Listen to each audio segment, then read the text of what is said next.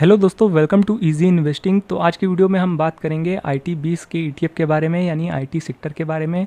तो देखिए, आज के दिन यानी 16 अप्रैल मंगलवार के दिन IT सेक्टर में एक बड़ी गिरावट हमें देखने को मिली है। और इसके ETF के बारे में बात करने की आज मेन रीज़न यही है कि देखिए, इस समय हमें IT सेक्टर में अच्छी खासी गिरावट देखने को मिल रही है। तो ऐसे में जो लोग ETF में स्विंग ट्रेडिंग करते हैं या फिर ETF में इन्वेस्टिंग करते हैं, तो उन्हें इस गिरावट में IT 20 में क्या कुछ करना चाहिए, सारा कुछ हम समझेंगे इस वीडियो में। तो ऐसे में क्या उन्हें फ्रेश एंट्री लेनी चाहिए या फिर नहीं लेनी चाहिए, या फिर जिनके पास पहले से है इस ETF में पोजीशन, उन्हें ऐड करना चाहिए या नहीं करना चाहिए अभी के टाइम पे, तो सारा कुछ हम समझेंगे। तो वीडियो को शुरू करते हैं विदाउट वेस्टिंग एनी टाइम। तो देख पा रहे हैं आज 16 अप्रैल के दिन इस ETF में तकरीबन 2% से ऊपर की गिरावट दर्ज हुई है और 35.79 पे इसकी क्लोजिंग आई है। और बीते एक साल के अगर हाई से देखेंगे तो तकरीबन वहाँ से अगर हाई से देखेंगे तो तकरीबन 11.5% की एक बड़ी गिरावट आती हुई हमें देखने को मिल रही है इस ETF में। तो एक बार इसके पोर्टफोलियो में नज़र डाल लेते हैं तो देख सकते हैं इसके शेयर होल्डिंग्स में तो IT 20 के ETF में जो हैं, तो IT सेक्टर में आज तकरीबन बहुत ही भयंकर गिरावट देखने को मिली है। और जो कि टॉप वेटेज वाले स्टॉक हैं, जो कि आप देख सकते हैं इन्फोसिस में, जो कि सबसे बड़ी वेटेज रखता है IT सेक्टर में 26% के ऊपर की, उसमें हमें 3.61% की गिरावट देखने को मिली है। फिर TCS में भी 1.66% की गिरावट है। फिर SCL में 2.06% की गिरावट है। ऐसे ही सारे स्टॉक्स आप देख सकते हैं। तो सभी स्टॉक में बड़ी गिरावट हमें देखने को मिल रही है। तो सभी IT स्टॉक्स आज पिटते हुए देखने को मिल रहे हैं, देख सकते हैं। तो चलिए अब बात कर लेते हैं कि जो इसके टॉप वेटेज स्टॉक हैं वो अच्छा परफॉर्म नहीं कर रहे हैं। जैसा कि आपको पता ही है, इन्फोसिस में आज 3.6% की गिरावट है और TCS ने तो रिजल्ट भी अच्छे पेश किए थे, जिसके बावजूद अगर आप देखेंगे तो बीते एक दो दिन से इसमें भी अच्छी खासी पिटाई हो रही है और ये स्टॉक 3875 पे आ चुका है। सबसे पहले बता दें, देखिए हाल ही में TCS ने अपने Q3 के रिज़ल्ट पेश किए थे, जहाँ पे कंपनी ने रिज़ल्ट तो ठीक पेश किए थे, इसके बावजूद स्टॉक नीचे जा रहा है।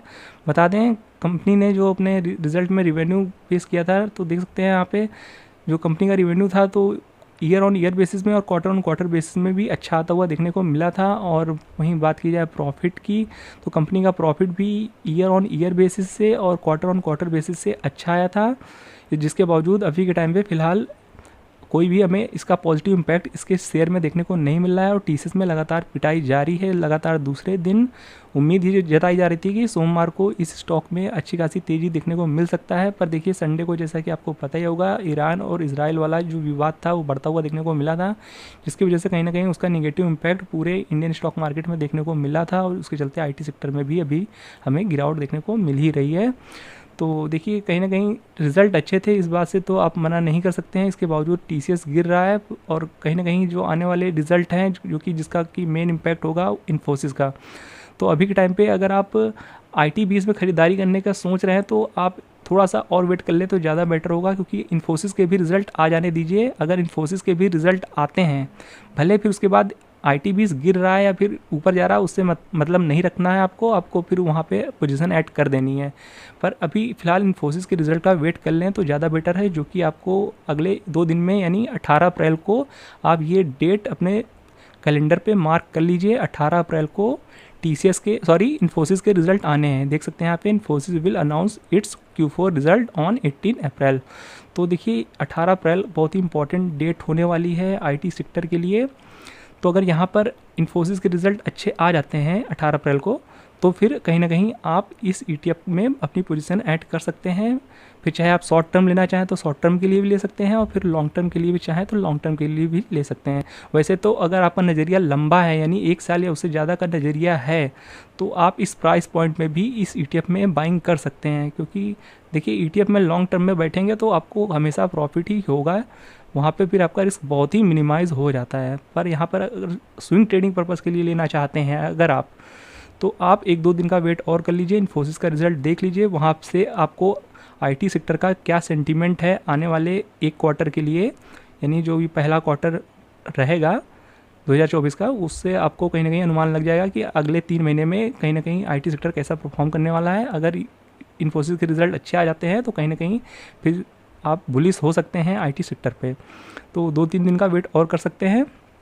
बाकी अगर आप लॉन्ग टर्म के लिए लेना चाहते हैं तो आप किसी भी प्राइस पे ले सकते हैं। वैसे ये ETF 10% से ज़्यादा गिर चुका है, तो ऐसे में इस पॉइंट पे आप अगर लॉन्ग टर्म पोजीशन लेना चाहते हैं तो बिल्कुल ले सकते हैं। लॉन्ग टर्म में आपको ETF में बिल्कुल भी डरने की ज़रूरत नहीं है। जैसा कि आपको पता ही होगा, ETF में लॉन्ग टर्म में कोई भी रिस्क नहीं होता है, वक्त के साथ ETF ऊपर ही जाएगा, इससे आप मना नहीं कर सकते हैं।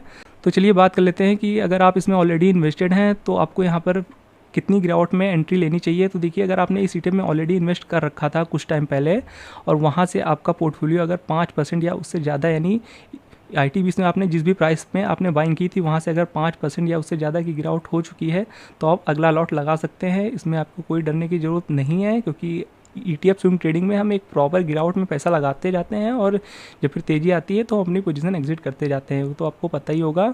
तो ना तो हम एक बार में खरीदारी करते हैं, ना तो हम एक बार में बिकवाली करते हैं ETF में, ये तो आपको पता ही होगा। बाकी फ्रेश एंट्री के लिए तो ये ETF अभी जो इस प्राइस पे है तो आप बिल्कुल पोजीशन ले सकते हैं। पर अगर स्विंग ट्रेडिंग के लिए पोजीशन लेनी है तो हमने जैसा कि कहा है कि 1-2 दिन वेट कर लीजिए, इन्फोसिस के रिजल्ट आ जाने दीजिए। और लॉन्ग टर्म पोजीशन लेनी है आपको तो आप अपना रिस्क मैनेज करके किसी भी तरीके से आप इसमें पोजीशन ले सकते हैं, लॉन्ग टर्म पोजीशन, और आपको इस प्राइस में कोई दिक्कत नहीं होनी चाहिए लॉन्ग टर्म के लिए। तो ये एक अपडेटेड वीडियो था इस IT20 के ETF के बारे में। तो आई होप आपको ये वीडियो समझ में पसंद दोनों आया होगा। वीडियो अच्छा लगा हो तो वीडियो को लाइक और चैनल को सब्सक्राइब जरूर कर दीजिएगा। मिलते हैं नेक्स्ट वीडियो में, तब तक के लिए keep learning and be discipline.